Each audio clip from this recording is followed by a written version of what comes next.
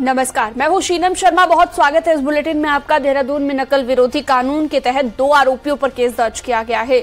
आरोपी मोहित मौर्य और नवताज पर केस दर्ज किया गया है। ये दोनों ही आरोपी हरियाणा के रहने वाले हैं और मल्टीटास्किंग स्टाफ के एग्जाम में ब्लूटूथ डिवाइस से नकल कर रहे थे।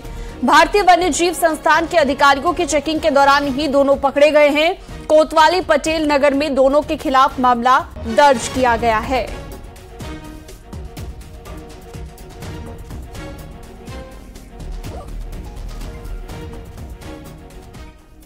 रुड़की से खबर है। यहां पर पुलिस और बदमाश के बीच मुठभेड़ में एक बदमाश को गोली लगी है, जिसे सिविल अस्पताल में भर्ती कराया गया और बताया जा रहा है कि चेकिंग के दौरान बदमाश फरार होने की फिराक में था।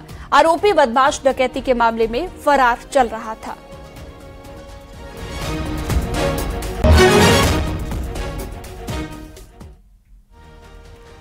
प्रदेश में अधिकारियों की मनमानी का सिलसिला नहीं थम रहा है। ऐसा ही एक मामला द्वाराघाट में सामने आया है। द्वाराहाट से आया ये सामने मामला और विधायक मदन बिष्ट ने इंजीनियरिंग कॉलेज की समस्याओं को लेकर निदेशक को फोन किया तो उन्होंने फोन तक नहीं उठाया, जिससे विधायक जी का पारा हाई हो गया और अपने समर्थकों के साथ यहां पर इंजीनियरिंग कॉलेज वो पहुंच गए। लेकिन अधिकारियों की मनमानी। विधायक मदन बिष्ट के पहुंचने के बाद पहले तो निदेशक ने दरवाजा नहीं खोला, फिर वापस जाने के लिए कह दिया, जिसके बाद बवाल हो गया। मामला शनिवार रात का है, जिसके बाद रविवार को इंजीनियरिंग कॉलेज के निदेशक और विधायक दोनों ने एक दूसरे के खिलाफ केस दर्ज कराया। विधायक ने तो ये तक कहा कि विशेषाधिकार खनन का मामला सदन में उठाया जाएगा, तो निदेशक ने कहा कि विधायक ने गाली गलौज की है। जब दरवाजा नहीं खोला तो उसके बाद में मैंने इसे कई बार कहा, मैंने कि भाई दरवाजा तो खोल दो, मैंने आपसे बात करनी है। तो उसके फलस्वरूप इन्होंने जो है इतना कहा, गेट लॉस्ट फ्रॉम हियर। अब मैं विधायक भाई प्रोटोकॉल के नाते अब गेट लॉस्ट में किसी के घर पे जाता हूँ, वो मुझे गेट लॉस्ट फ्रॉम हियर कहे तो ये तो बड़ा, हमें भी बड़ी शर्मिंदगी आती है। विधायक जी अपने कुछ साथियों को लेकर के मेरे आवास में आ गए और बाहर से ही उन्होंने गालियां देना शुरू कर दिया गेट के बाहर से, और उसके बाद अंदर आए। अंदर आकर के जिसमें नारायण रावत थे, एक और कोई दीपक कोई थे, और ये 3-4 लोग यहाँ पर आए।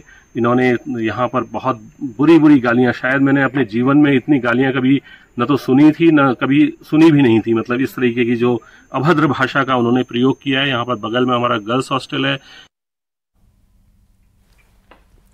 उत्तराखंड में डेंगू के मामले लगातार बढ़ते जा रहे हैं। रविवार को राज्य में डेंगू के 44 नए मामले सामने आए हैं, जिसमें हरिद्वार में सबसे ज्यादा 27 मामले सामने आए। देहरादून में 8, नैनीताल में 7 और उधम सिंह नगर में 2 नए मामले सामने आए हैं। राज्य में डेंगू के मरीजों का आंकड़ा 1588 तक पहुंच गया है, जबकि 1164 मरीज रिकवर हो चुके हैं। वहीं 410 अभी भी एक्टिव मामले हैं।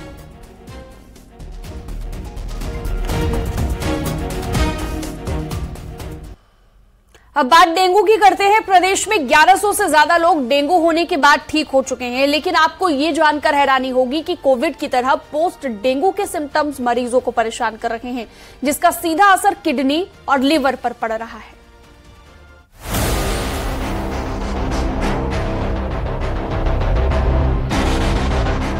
उत्तराखंड में इस साल 1500 से ज्यादा मरीजों को डेंगू हो चुका है, जिसमें से 1100 से ज्यादा मरीज रिकवर भी हो गए हैं। लेकिन डेंगू ठीक होने के बाद भी मरीज पोस्ट डेंगू सिम्टम्स से परेशान हैं, जिसमें कई मरीजों को बदन दर्द, पेट दर्द और सिर दर्द के साथ ही कमजोरी हो रही है। डॉक्टरों का कहना है कि ज्यादातर मरीज इस तरह की शिकायत के साथ अस्पताल पहुंच रहे हैं। ये सब डेंगू से ठीक होने के बाद हो रहा है, इसलिए सही खान पान बहुत जरूरी है। हाँ जी, ये दिक्कतें हो रही है, काफी टाइम तक हो रही है। वीकनेस बहुत ज्यादा है, पैरों में दर्द है, तो ये समस्या बहुत अभी हो ही रही है, काफी टाइम तक हो रही है। पेट में भी काफी दिक्कत हो रही है, दर्द हो रहा है, उल्टी जैसा, कमजोरी है, कमजोरी काफी टाइम तक रह ही रही है।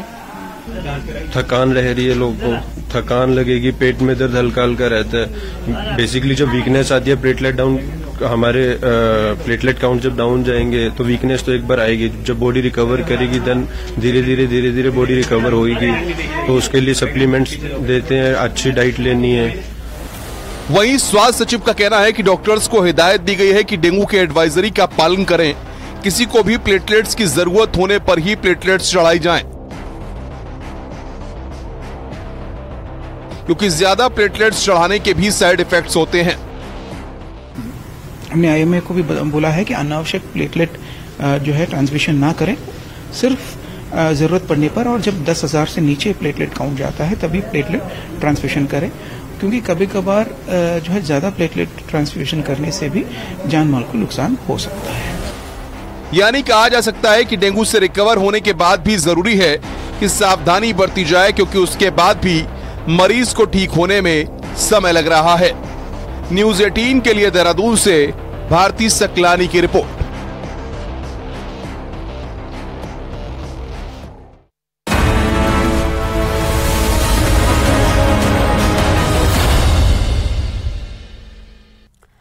प्रधानमंत्री के जन्मदिन पर सीएम पुष्कर सिंह धामी आज शाम को आरा घर पहुंचे, जहां पर उन्होंने नेताजी सुभाष चंद्र बोस छात्रावास के बच्चों के साथ पीएम मोदी का जन्मदिन मनाया। सीएम ने बच्चों के साथ बर्थडे केक भी काटा। नेताजी सुभाष चंद्र बोस छात्रावास में बेसहारा बच्चे या फिर एक अभिभावक वाले बच्चे रहते हैं।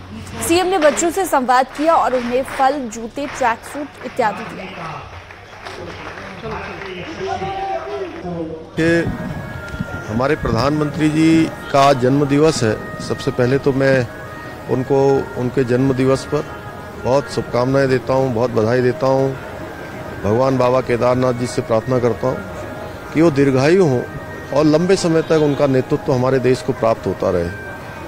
और उत्तराखंड के साथ उनका जो एक रिश्ता है, एक कर्म मर्म का रिश्ता है, लगाव है, इस नाते आज उत्तराखंड के अंदर प्रातःकाल से ही लोगों में एक उत्साह, उमंग और जोश उनके जन्म दिवस को मनाने को लेकर रहा है। प्रधानमंत्री नरेंद्र मोदी के जन्मदिन पर बद्रीनाथ धाम और केदारनाथ धाम समेत मंदिर समिति के सभी मंदिरों में विशेष पूजा अर्चना और यज्ञ हवन किया गया। इस पर प्रधानमंत्री के स्वास्थ्य के लिए लंबी उम्र की कामना भी की गई। साथ ही साथ देश के सुख समृद्धि की कामना की गई। पूजा अर्चना में मंदिर समिति के पदाधिकारी सहित सभी अधिकारी कर्मचारी मौजूद रहे। बद्रीनाथ धाम में प्रधानमंत्री नरेंद्र मोदी के जन्मदिन पर रावल ईश्वर प्रसाद नंबूदरी ने भगवान बद्री विशाल का महाभिषेक पूजा संपन्न की और गंगोत्री धाम में भी प्रधानमंत्री नरेंद्र मोदी के जन्मदिन पर विशेष पूजा और मां गंगा की आरती करके प्रधानमंत्री नरेंद्र मोदी की लंबी उम्र की कामना की।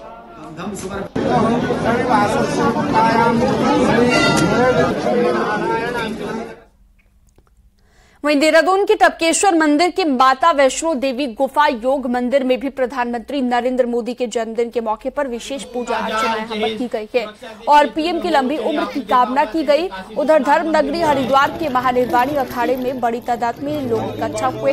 साधु संतों ने महायज्ञ यहां पर किया। प्रधानमंत्री नरेंद्र मोदी की दीर्घायु की कामना की। वेद पाठी ब्राह्मणों ने वैदिक मंत्रोच्चार के साथ हवन यज्ञ संपन्न कराया।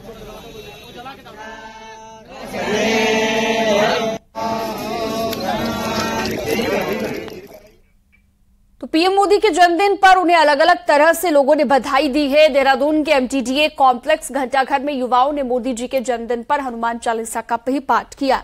बड़ी तादाद में महिलाएं भी इसमें शामिल हुई। वहीं लोगों ने पीएम मोदी के कटआउट के साथ सेल्फी भी ली है।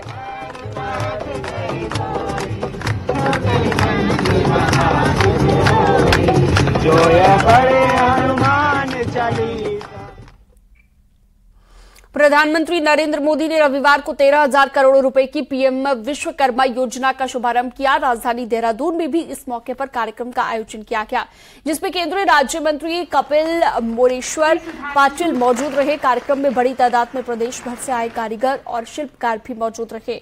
पीएम विश्वकर्मा योजना के तहत देश भर के 30 लाख शिल्पकार कारीगर को टारगेट किया गया है। इस योजना का मकसद हाथ और औजारों से काम करने वाले कारीगरों और शिल्पकारों के पारंपरिक कौशल को प्रोत्साहित करने के साथ साथ उनके उत्पाद की गुणवत्ता में सुधार और प्रोडक्ट्स को बाजार तक पहुंचाना है। अच्छा लगा वो जैसे काम कर रहे हैं, बहुत बढ़िया करा उन्होंने भी, बहुत बढ़िया काम किया। किसी गरीब के बारे में सोचा तो है कम से कम, अब तक किसी ने सोचा ही नहीं था इस बारे में। गरीब का ख्याल तो करा कम से कम। जी अच्छा लगा। हमें कोई सहायता मिलेगी तो इससे अच्छा हमें क्या मिलेगा। अच्छा है, उसमें ब्याज कम होगा, हमारा सामान पूरे रेट से जाएगा तो हमें फायदा तो होगा ही। और मैं सभी जितने हमारे ये शिल्पकार और जितने हमारे ये राजमिस्त्री हुए, सिलाई वाले हुए, महिलाएं हुए, नाई हुए, इस योजना से सभी को लाभ मिलेगा। ये हम समूह वाली महिलाओं के लिए या जो हल्प से कला का काम करते हैं, छोटे छोटे जो लघु उद्योग वाले हैं, उनके लिए बहुत अच्छी साबित होगी। हाँ जी सर, हम लोग चाहते हैं वहाँ पे जिनको नहीं आता उन लोगों को ट्रेनिंग दी जाए और बोला भी गया है आज की ट्रेनिंग दी जाएगी और ये अच्छी बात है कि जिनको नहीं आता वो ट्रेनिंग लेके अपना आगे बढ़ेंगे। उत्तराखंड के 117 मदरसों में संस्कृत शिक्षा पढ़ाने का फैसला भले ही हॉट टॉपिक बना हो, लेकिन न्यूज 18 आपको आज उन संस्कृत स्कूलों का हाल बताने जा रहा है जहां पर संस्कृत शिक्षा दी जा रही है।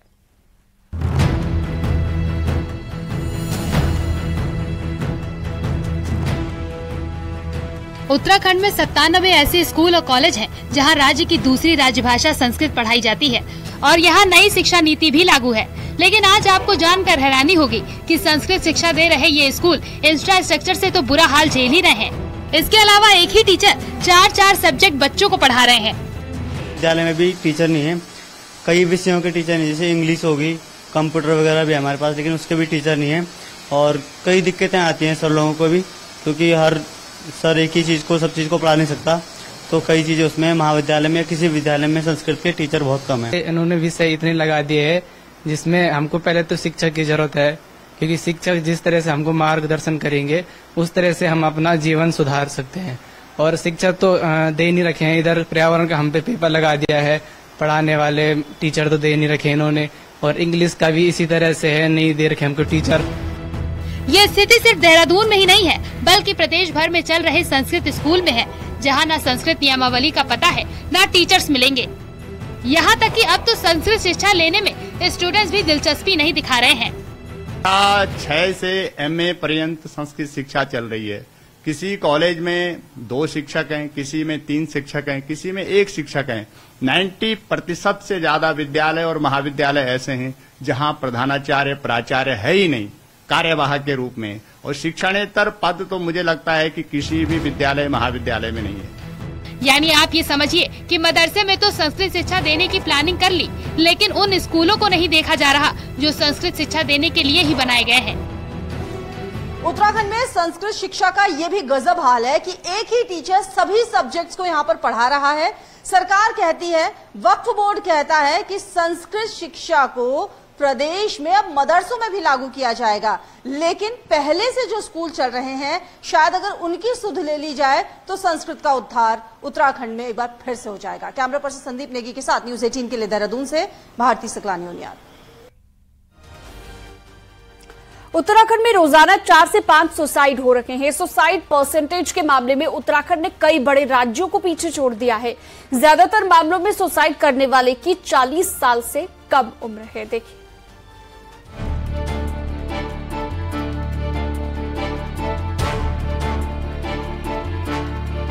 राजधानी में जहां साल भर में करीब 200 लोग सुसाइड करके अपनी जान दे चुके हैं, तो वहीं पूरे प्रदेश में ये आंकड़ा 1700 के पार है, जहां लोग आत्महत्याएं कर रहे हैं। इन आंकड़ों में ज्यादातर महिलाएं शामिल हैं और अगर अन्य राज्यों की बात करें तो उत्तर प्रदेश, बिहार, राजस्थान, झारखंड से ज्यादा सुसाइड रेट उत्तराखंड का है।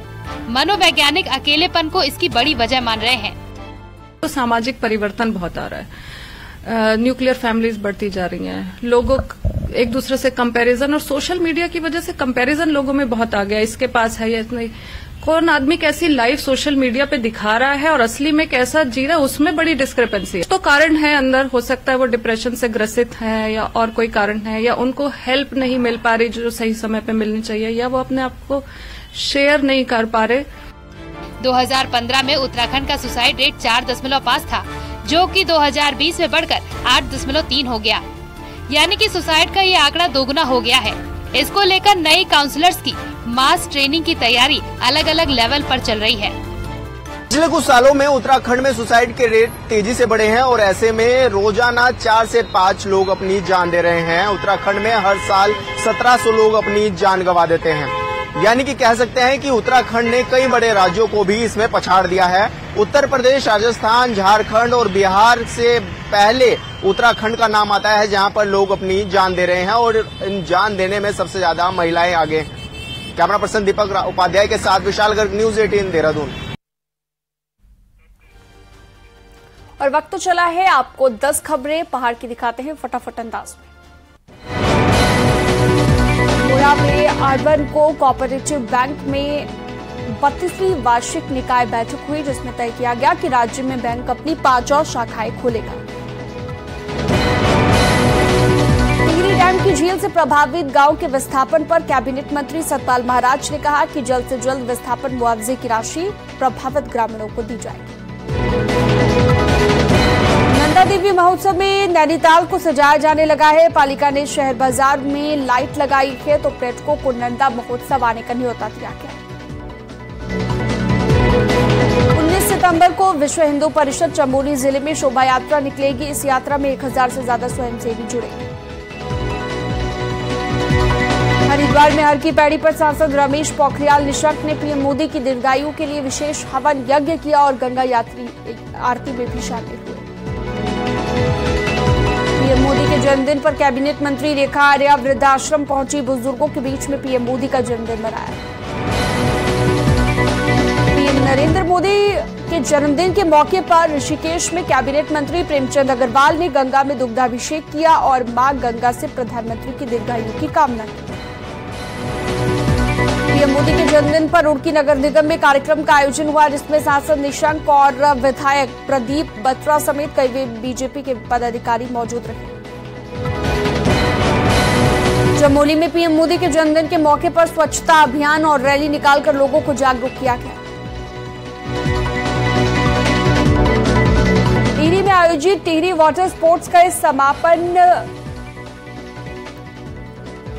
समापन अब हो गया है, जिसमें विजयी खिलाड़ियों को पर्यटन मंत्री सतपाल महाराज ने मेडल देकर सम्मानित किया।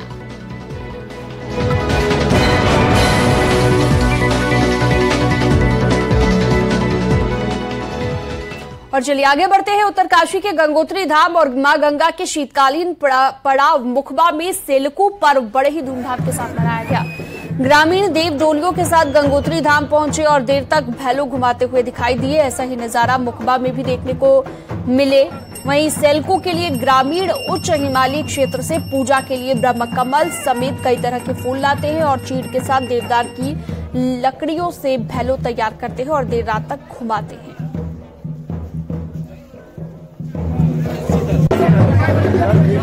सेलकू त्योहार हर्षोल्लास के साथ मनाया गया, सरस्वती देवता की डोली के साथ, और यहाँ पर स्थानीय लोग भी काफी संख्या में मौजूद हैं। और आज ग्राम मुखबा में भी हर्षोल्लास के साथ सेलकू पर्व मनाया जा रहा है।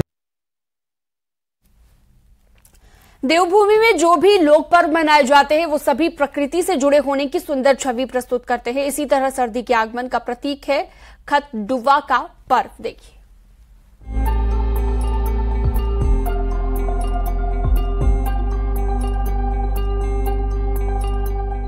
पहाड़ की संस्कृति और परंपराएं अनमोल हैं। वैसे यहाँ कई प्रकार के पर्व मनाए जाते हैं, लेकिन पशुधन को समर्पित पर्व खतडुवा कुमाऊं में हर्षो उल्लास के साथ मनाया जाता है, जिसे पशुओं की मंगल कामना का पर्व भी कहा जाता है। वर्षा ऋतु के समाप्त होने तथा शरद ऋतु के आरंभ में अश्विनी माह के पहले दिन खतडुवा मनाया जाता है। कामना करते खूब दही दूध हो हमारे घरों में, और जाड़े का मौसम शुरू हो जाता है, बरसात का मौसम खत्म होता है। यही त्योहार इसी रूप में इसको मनाते हैं। जिस तरीके से होलिका दहन मनाई जाती है, होलिका जलाई जाती है, उसी तरीके से गोट से आग निकाल के एक जगह पे लकड़ियाँ इकट्ठा करके एक जगह पे आग जलाई जाती है और खीरे वगैरह काटे जाते हैं, खीरा चढ़ाया जाता है और खीरा सबको बांटा जाता है आपस में। और खतडुवा पहाड़ में प्राचीन समय से मनाया जाने वाला त्योहार है। बरसात के मौसम की संपत्ति के समय यह साफ सफाई से संबंधित एक त्योहार है। इस दिन ग्रामीण सूखी घास का ढेर इकट्ठा करते हैं, जिसे खतडुवा कहते हैं। शाम के समय लकड़ियों की एक मशाल बनाकर जलाई जाती है और उसे जानवरों के कमरे में घुमाया जाता है और फिर खतडुवा जलाया जाता है। इसमें ककड़ी काट कर डाली जाती है और ककड़ी का प्रसाद ग्रहण करते हैं। इस दौरान बच्चे और महिलाएं खासा उत्साह से इसे मनाते हुए नजर आते हैं। गाय की गौशाला को साफ किया जाता है और उसे पेट भर गायों को, पशुओं को पेट भर अनाज दिया जाता है, इसलिए इसको कुमाऊं क्षेत्र में पशु का त्योहार भी कहा जाता है। इस दिन करीब बच्चे तो बहुत ही उत्साह से इसको मनाते हैं। उत्तराखंड की संस्कृति और परंपराएं अनमोल हैं। यहाँ पर प्रमुख देवी देवताओं के अलावा स्थान देवता, वन देवता तथा पशु देवता को भी पूजने का प्रावधान है, जिससे साबित होता है कि यहाँ के लोग प्रकृति के कितने करीब हैं। न्यूज़ 18 के लिए बागेश्वर से सुष्मिता थापा की रिपोर्ट। और वक्त तो चला एक छोटे से ब्रेक का, जल्द लौटेंगे।